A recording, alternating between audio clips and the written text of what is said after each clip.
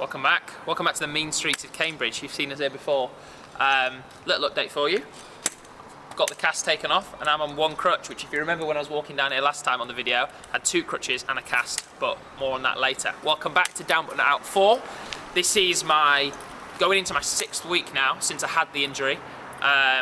We've tried to keep you on track with what's been happening, the good stuff, the bad stuff, all of that. More of which will come in this video because there's been a few shaky moments to say the least.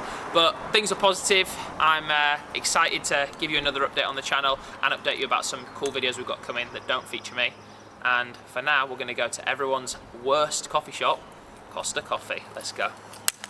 So just full transparency, because you know we don't like to hide anything here. We're not a very professional operation, but we try and be as efficient as possible. So what we did before we came out, even though you've just seen the intro, is film a little unboxing of some HOKA kit, in which I showed some new HOKA shoes, which have a really high stack height, which match my boot, so it's a lot easier to walk. However, that's going to be at the end of the video, so you're seeing me walk in the shoe that I've not actually opened yet, so you're just going to have to pretend that I'm not breaking the fourth wall here and just, you know, roll with it basically. But we're not fraudsters here. This is my first time walking in the shoe. The order of the video's just got a bit messed up. Right, I tell you what, we'll go from here to Costa. Let me get on run. This is a segment that we're going to bring back. So this is episode 4. We're going to redo this in like episode 8 or whatever and see how much I've improved. So this line here, outside the charity shop to Costa, got the watch on, got GPS, forget heart rate. Right, we ready? And this is going to be like sensible effort, nothing reckless. Ready? Oh, measuring heart rate, hold on, ready? We're off. All right, sensible effort. So it can't look like you're rushing, no? It's just got to be casual. We'll cut the clip and then we'll check in with you at the end to see what the split is.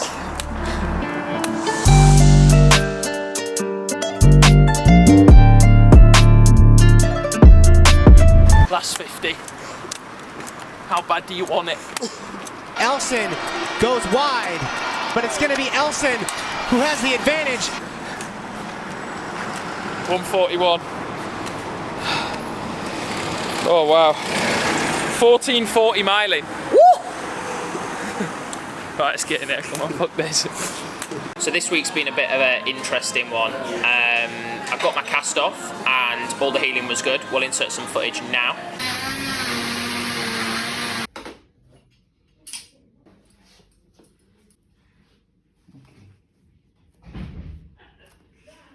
Nice. Okay. So I got that off, healing was all fine. Surgeon was happy with how the wounds were. It's kind of like what condition my muscle was in. It was crazy to see how much my calf had depleted actually. I knew it was going to get a lot skinnier and like obviously lose the muscle mass, but I didn't expect it, 1, to be that quick, and 2, to be able to see it so obviously with the eyes. So that was interesting, but I knew it was going to happen. I then had a long Easter weekend, and to be honest, kind of my fault was no one else's fault.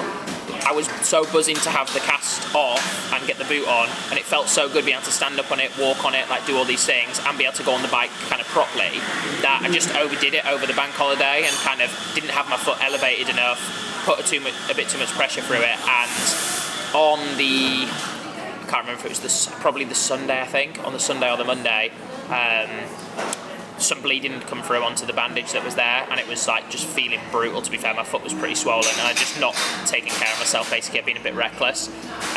So I sent a picture to the surgeon. He was like, yeah, you need to chill out, like behave yourself for a couple of days, have a rest, and then you should be fine. Which now everything's sorted out and it's fine. I'm buzzing again, I'm walking around, you saw me like walking there, everything's fine, the wound has healed. But at the time, I was, 1, a bit worried about it in terms of like infection and stuff, and secondly I was just a bit frustrated that I couldn't push myself as far as I felt like I wanted to. So yeah, I was a bit down in the dumps, and I took some clips on my phone, which if you've seen the home footage in this, my camera quality is crap, but I think it's important to film it in the moment because then you get the raw emotion, and it's not me just telling you I was sad, you can actually see what happened. So I'll roll the clips now of me kind of being a bit down in the dumps. Not really a clip that I wanted to particularly film. Everything's kind of been going smoothly. Had my cast taken off and got put into a boot, as you saw. And yeah, was on the bike, everything all good. But as of today, which is the 1st of April, so exactly a month since I did it, my wounds from the surgery have started to seep a little bit, which is not an amazing sign. and probably means I've overcooked it slightly in terms of not necessarily the stuff I've been doing on the bike, but maybe just like walking around like a little bit too much, getting a bit too comfortable basically, and not keeping it elevated and resting maybe as much as I should, which to be honest I think is just me wanting to keep busy and do stuff. So unfortunately it means that I need to just have a rest day, not do anything, and just be careful for the rest of this week with how I phase in getting back on the bike. Maybe have to go back on the ski erg and just kind of leave my leg for a little bit. So yeah, frustrating, but I wanted to make sure I film the down bits as well as the good progress, because it's not going to be completely linear, and right now it does feel like a bit of a regression today, even though it's only a minor thing. But yeah, frustrating. Just to evidence my point slightly, I'm not sure if you can see that, but yeah, seeping a little bit, so just got to be careful. Following the slight complication, that's probably the worst night's sleep I've had. I just couldn't switch my brain off about just worrying about what was wrong with it, but I've woken up and no more bleeding and stuff, so it should be good to go today. But yeah, pretty peak this week. Stop sulking. Back at it. Let's go. Restarting my week. In terms of my training though, my training's been going really well. I've been progressing slightly every week, and I'm not someone that normally takes a massive care on like what their mileage is or like the Strava graph. I just do what I'm told, but I'm actually using it as a bit of a game really on the Strava graph. Don't know if you can see, Charlie, but every week since I did it, I've done a little bit more every single week. So I'm still not up to the volume that I was. I mean, I did what, 6 hours 40 last week. When I was running like a normal 60 or 70 mile week, that would be 8 hours alone of running. And this doesn't count like my strength and conditioning and stuff, but basically I'm spending a little bit more time on the bike each day. And last week I received a Peloton bike at home. It's 7:25 on Friday night. I just got back from being in London filming various bits, doing some work meetings, and it's why it's really worth the investment to get the bike at home, because if I had to crutch all the way to the gym, go to the gym, crutch all the way back, I wouldn't be eating my dinner till, I don't know, 9 o'clock. It's just not sustainable, whereas jumping on the bike for 45 minutes here is really good, so worth every penny. Cost me a fair bit of money, but I think for the amount of time I'm going to be on the bike and the fact that my girlfriend, she also loves spin classes and uses it and stuff, I think it'll be worth every penny. What is really good now is that I'm so much more mobile than I was, so in terms of getting around and doing things, it's just been like so much better mentally and physically. One thing that we did do this week, which is pretty cool, or I think it's cool anyways, we were down in London filming with Becky Briggs for a project that we've got coming out, which is going to be out a week from when you're seeing this, if you're watching it on Wednesday. I think Wednesday the 17th of April it's out. 2-part video basically about everything that's happened with Becky, with like her seriously bad injury, kind of battles with eating disorder, not getting periods, all that kind of stuff, and then how she's battled it all to get back to fitness to be able to do London Marathon. So the first episode is about Becky, interview, track workout, things like that, and then the second episode will be actually footage of her at London Marathon, the build up on the race and stuff like that. So yeah, really cool to do something that's, one, not about me in the sense that like we can work with a different athlete, and understand from Charlie's point of view a bit more about like how we produce that and stuff like that, and how we like tell a story about somebody else. And then also really good to introduce some different themes to people watching about kind of like overcoming injury, not from my perspective, but someone who's been through something really serious, the things that led to it, how she overcame it. Like, I think it's pretty interesting from a elite athlete but unsponsored athlete perspective, which was basically the position I was in relatively recently. So yeah, if you're interested in watching that, that'll be out in a week from now, and I think it's pretty good, so might want to have a go. Roll the trailer. Oh yeah, we got a trailer now. I was waking up having nightmares about the fact that like I would wake up tomorrow and not be able to run. Becky Briggs has done it. She's smashed it. She's won the 2022 Thurman Manchester Marathon. Never expected to be, finishing a marathon for Great Britain at 22.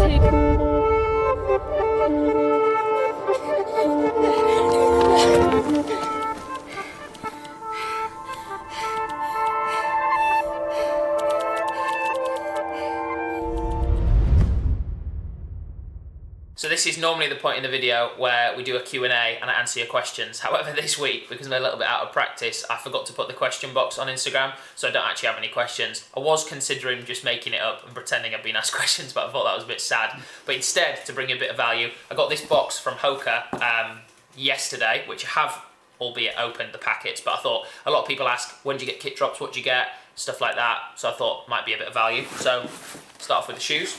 Got some, these are called the Skyward X. For obvious reasons, I'm not going to be able to run in any of them, but maybe I'll try the right foot on. This is like a max cushion shoe, I believe. Does have a plate in it. I don't know if you can see it there. And I'm not 100% sure if they're actually out yet. Charlie, do you know if they're out? They are out. I think so. Is this allowed to go in? Recently. Yeah, they are. Okay, well there it is. If it's blurred, it's not allowed. But yeah, maybe give it a go. I can't give you an honest review because I won't be wearing it. I didn't order anything, and there's a couple other boxes over there. Everything just arrived at my door and I didn't really know what to expect from it. Some of it will be really useful at the moment, some of it will be useful when I get back running, but I'll give you a quick tour through. We've got things like vests in there, just basic little vests, which will be good when I'm on the bike. We've got, this is a naughty little number, this. Look at this. Oh. Little gilet. Look at that. Little windbreaker See-through number. Yeah, a little see-through, little windbreaker type style. This is another little Larry piece. Not the most fashionable bit of gear, but little teal HOKA number. We got things like t-shirts. As you can see, it's all pretty sporting gear. We have got some, what I would call, what do you call it, leisure? It's not leisure wear, is it? Lifestyle. Lifestyle, there he is. Lifestyle, just a couple of plain t-shirts, which is really good. For you only realise when you sign with a brand how much other sports gear you had, or for me, because I'd not been with a brand, so I might have, say, like a Nike or an Adidas t-shirt that I would wear casually, that obviously, even though I don't count it as part of my running gear, I can't wear that now. So it's actually more important than you think to get in things like this, just like plain t-shirts that you can just whack on. Obviously then you've still got the running stuff as well. Nice little HOKA t-shirt, I'm sure you'll see me wearing that one. We've got shorts, standard split shorts. There's some shorts in here, let me try and find them to show you. Look at these bad boys. They're like basketball shorts, but these are fortified. They've got pockets on the back, pockets on the side. I think these for me might be more of like a, wear them over the top of half tights when I don't want to be wearing half tights, if you know what I mean. Like if you're on the way to the gym, to cycle, or like you go into the supermarket after your session, you don't really want to be walking around in your sweaty half tights, whack them over the top. Thanks HOKA for them. We've got, that's a nice jacket actually. Another see-through number, but nice little windbreaker.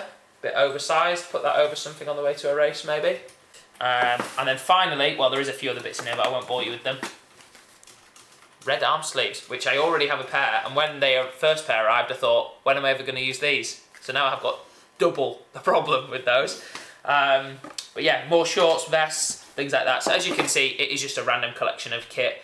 A lot of the time, like there'll be what do you call it, like a collection or something, where basically you can see none of that kit really matches. It's all different colours, it's different bits and bobs that might be useful, which is good to have as like everyday wear. But then obviously all of our like pro kit, where it's just for the elite athletes, for racing, the warm-up gear, the tracksuits, all of that stuff, we get that all together, it all matches. You would have seen the kind of blue and orange sunset style. And there is a new kit that we've seen that I don't have yet. I think some of the boys that are away in America might have it. But I'll get all of that kit in, and that will be all nicely matching, and I'll look all uniform when I'm going to races and stuff like that. The other thing I've got is this bag as well. Nice little HOKA bag. So yeah, maybe that was as exciting as you expected. Maybe it wasn't, but that's kind of what it looks like. Stuff arrives, I look around my really small flat and work out where the hell it's going to go. Normally means I have to get rid of some of my other kit. And yeah, that's it. Elite athlete kit drop, amateur style. You feel me? Yeah. So I just said I'd never tried on the shoe, and then off camera we're like, oh, I might actually try on the shoe. I thought I'm never going to wear it. It turns out Charlie had a brainwave.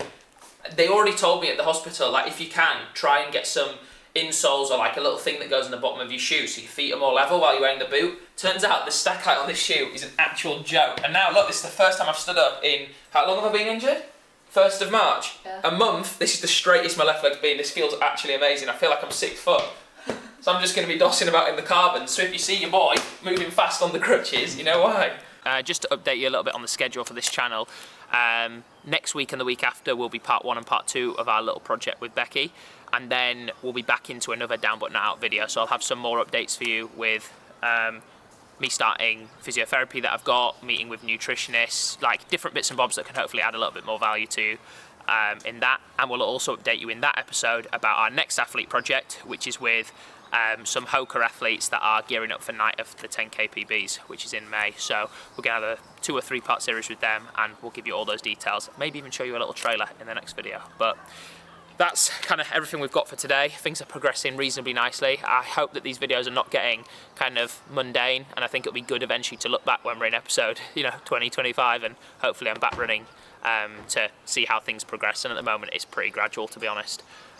But yeah, please do give us a subscribe. We're trying to get to nearly 8,000 subscribers. I think we're on like 7,900 as of now, so hopefully we can get to 8,000.